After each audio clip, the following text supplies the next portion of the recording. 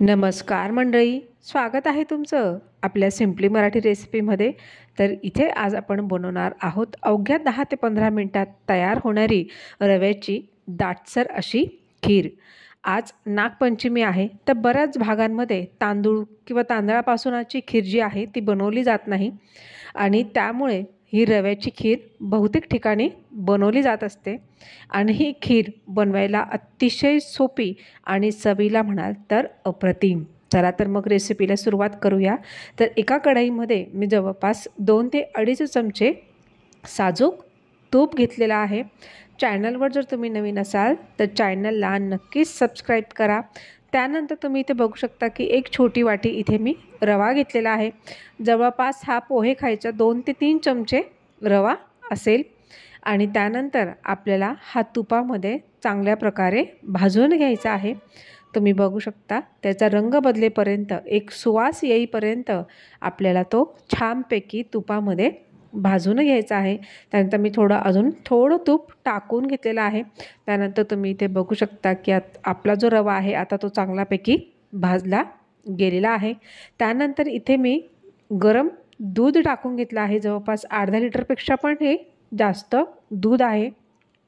आणि अशा प्रकारे दूध टाकल्यानंतर हे सगळं आपल्याला मिक्स करून घ्यायचं आहे अशा पद्धतीने। त्यानंतर इथे मी टाकून घेतलेली आहे जायफळची पावडर, त्यानंतर आहे विलायची पावडर। विलायची ही साखरेत कांडून घेतलेली आहे। त्यानंतर इथे आहे काही पिस्ते, तुम्ही तुमच्या आवडीनुसार ड्रायफ्रूट्स म्हणजे काजू बदाम वगैरे टाकू शकता। त्यानंतर इथे मी केसराचं जे दूध आहे ते तयार करून घेतलं होतं, 2 ते 3 केसरच्या काड्या घेऊन।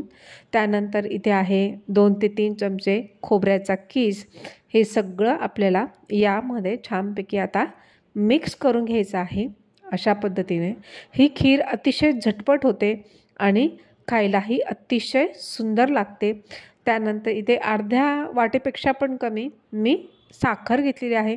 गोड तुम्ही तुमच्या आवडीनुसार कमी जास्त करू शकता। त्यानंतर साखर आपल्याला पूर्ण आता यामध्ये विरघळू द्यायची आहे। अशा पद्धतीने ही खीर आपली बनून इथे तयार होत असते। अतिशय सोपे जे इन्ग्रेडियंट्स आहेत जे घरामध्ये अवेलेबल असतात त्याने ही खीर अतिशय पटकन होते।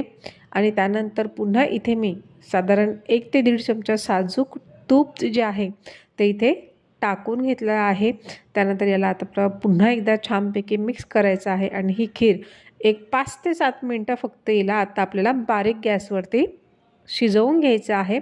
आणि तुम्ही बघू शकता अवघ्या 10 ते 15 मिनटामध्ये ही आपली खीर जी आहे ती तयार झालेली आहे।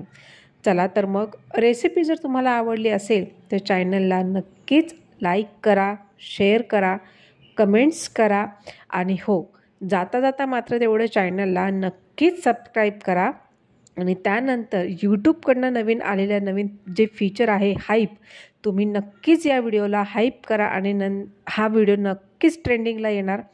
आणि त्यानंतर व्हिडिओ बघितल्याबद्दल तुम्हा सर्वांचे मनापासून आभार। आणि तुमच्याकडे नागपंचमीला कोणत्या प्रकारे खीर बनवतात हे मला नक्कीच कमेंटमध्ये सांगा। धन्यवाद।